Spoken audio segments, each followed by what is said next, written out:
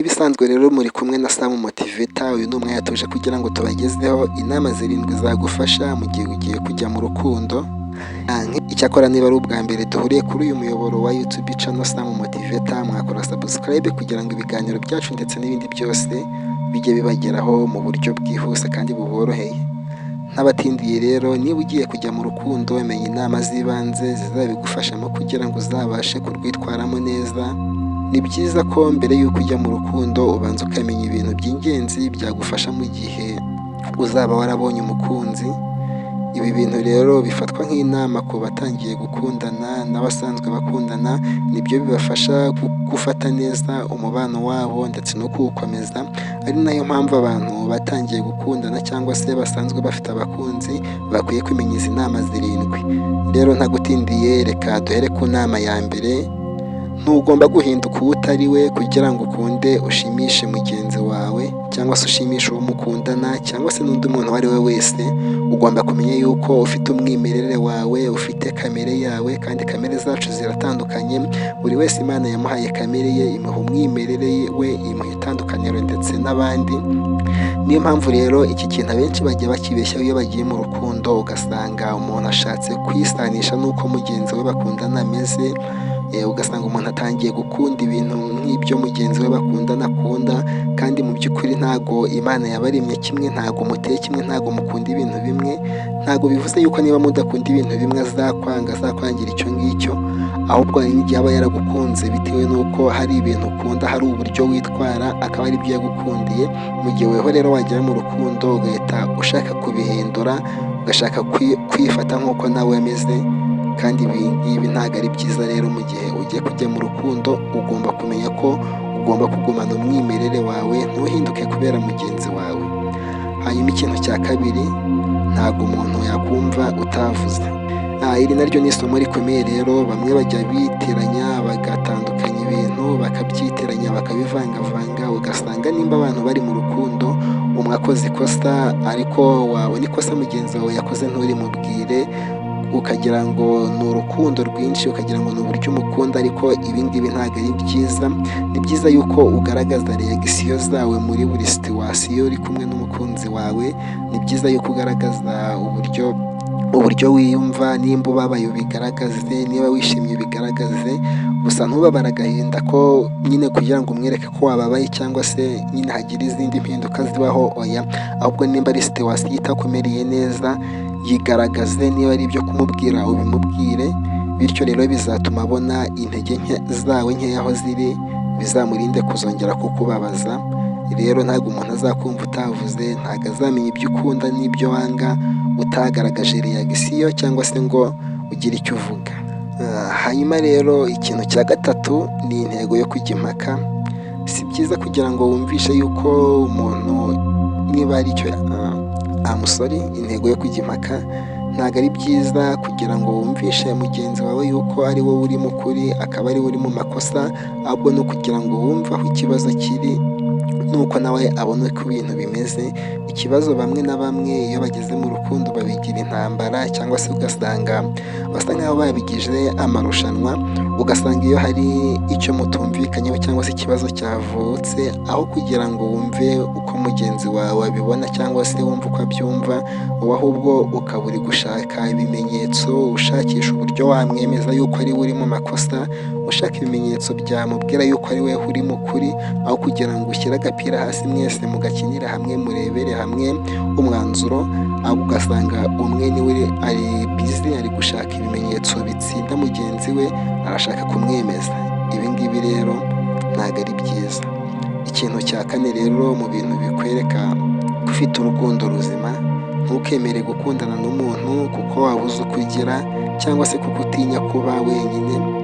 Hari bamwe babibona nk'aho ariko bigomba kugenda, cyangwa se bakabona ko ubwo inshuti zabo zose zifite abakunzi, hakaba bumva yuko ari bo basigaye, bakaba bifuza ko bashaka nabo umuntu baba bari kumwe, kubera ko inshuti zabo zifite abakunzi, kubera ko sosiyete urimo cyangwa se ubayemo, ukareba sosiyete irimo uburyo imeze, nawe ugashaka kwisanisha nayo. Ibi rero ntabwo ari byiza, ntukemere gukundana kubera ko bagenzi bawe bose bakundanye, kubera ko inshuti zawe zose ziri mu rukundo.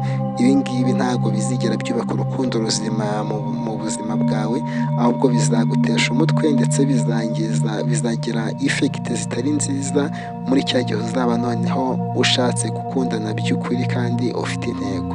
Rero ntuzashingire kuri sosiyete cyangwa se ku nshuti zawe, ahubwo uzashingire ku cyo ubuzima bwawe bukuganishaho, cyangwa se niba uri umukristo uzashingire ku cyo ijambo ry'Imana rikubwira, utegereze igihe cyawe nyacyo ko kigera, nawe Imana ikaguha uwo yakuremeye.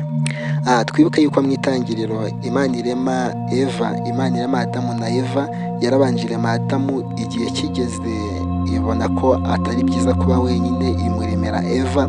Ntabwo Eva yigeze ashyiramo imbaraga ngo ajye gushaka umugore cyangwa se ngo yumve ko igihe cye cyo guhuza n'umugore kigeze, ahubwo ni umugambi w'Imana. Nuko Imana yamurebye ibona yuko akwiye umugore, irangije imuremera umufasha umukwiye.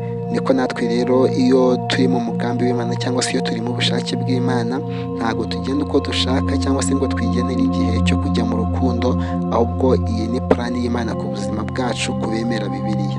Hanyuma rero ikintu cya gatanu ni ukuvuga ngo ni ugushimira ibyo mugenzi wawe yagukoreye, byaba bitoya rero cyangwa se ari binini, ibyo umukunzi wawe agukorera ujye wibuka kubimushimira kuko bimutera ishyaka ryo gukomeza kukunezeza. Ariko iyo umuntu agerageza kukunezeza ntumushimire cyangwa se ntumwereke ko bigukoze ku mutima, ntunamwereke yuko byagushimishije, bimuca intege zo kongera kugira icyo akora. Rero ni byiza gushimira umuntu ikintu agukoreye, nubwo kaba ari akantu gatoya ariko ukabona ko agakoze kamuvuye ku mutima. Jya wibuka kumushimira kuko ibyo bimuha imbaraga, bimwongerera passion yo kugira ibindi agukorera, kandi nawe ahora yishimiye kubona yuko unezerewe. Rero iyo umushimiye abona yuko unezerewe. Hanyuma ikintu cya gatandatu, ntukirengagize ibimenyetso. Burya hari ubwo ubona amafuti y'umuntu mutaranatangira gukundana cyangwa se munagitangira gukundana, ariko ukamushakira impamvu, ukica amatwi, ukanga kubyitaho, ariko nyuma bikazarangira ya makosa ariyo mupfuye kandi warayabonaga mbere, ariko bitewe n'uko urukundo rwabaye rwinshi muri wowe cyangwa se amarangamutima yabaye menshi muri weho agasumba urukundo, ugasanga bya bintu byose warabibonaga ari byo mu ndimi z'amahanga bita ngo ni red flag, cyangwa se ni gutyo babyita. Ugasanga rero twa tuntu twa red flag wagendaga ubona ariko ukatwirengagiza, yagukorera ikosa ukamubabarira ukaryishyiraho, ntumwereke ko ari ikosa yakoze, ariko igihe kiragera ibingibi bikaba ari byo bibatandukanya. Ibi bintu rero jya ubyitaho, ntukirengagize ibimenyetso akwereka, mwaba mugitangira urukundo, mwaba mukiri inshuti, mwaba aho mwaba muri hose, stage mwamugezeho yose, ntukirengagize buri kimenyetso cyose, kuko hari igihe kigera kikazana impact mu buzima bwanyu. Hakaba n'ubwo muri cya gihe muzaba mwamaze kurushinga, mwageze mu rugo, twa tumenyetso wagendaga ubona ntutwiteho, noneho tuzakura kandi aha ngaha uzaba nta yandi mahitamo ufite, kubera ko urukundo ntabwo ari ikintu utesitinga ngo wumve yuko kimeze neza ngo uzabone kurwinjiramo, ahubwo iyo wafashe icyemezo cyo kurushinga mwageze mu rugo, biba byarangiye, aba ari iteka ryose. Rero mu gihe twa tumenyetso wabonaga ukatwirengagiza, tuzakura mwamaze kubana kandi nta kintu uzaduhinduraho. Rero mu gihe uri mu rukundo n'umuntu, ntuzirengagize ibimenyetso, ntuzirengagize utuntu agenda akwereka. Hanyuma rero icya karindwi ni ibibazo. Ni ibibazo ngiye kukubaza, nimba uri umusore cyangwa se uri umukobwa, ibi bibazo ubyisubize cyangwa se ubisubize muri komenti. Usubiza muri komenti. Ikibazo cya mbere kirabaza giti: ese iyo uza kuba umukobwa cyangwa se umugore cyangwa umuhungu cyangwa se umugabo, wari kwemera gukundana n'umuntu umeze nkawe? Igisubizo ni yego cyangwa oya.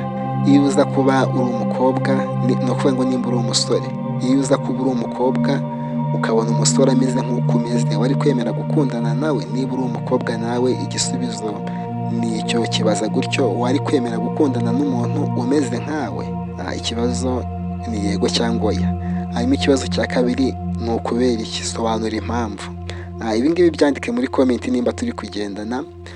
Buriya Wibajije iki kibazo bigufasha kongera kwitekerezaho ukareba amakosa ukora, ukareba ibibazo byawe, ibitagenda neza ku buzima bwawe, bikaba byagufasha kugerageza kuyakosora, mbese ukishyira mu mwanya w'uwo uyakorera, ukishyira mu mwanya w'uwo nguwo uyakorera.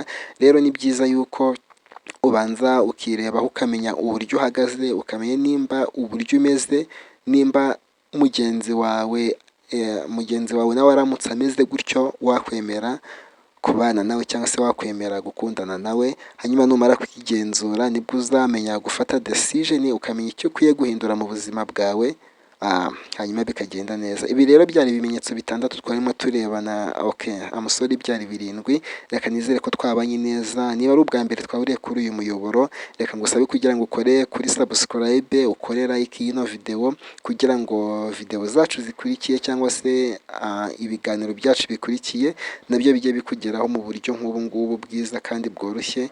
Mukomeze kugira ibihe byiza. Mwari kumwe nanjye Sam Motivator. Ciao ciao.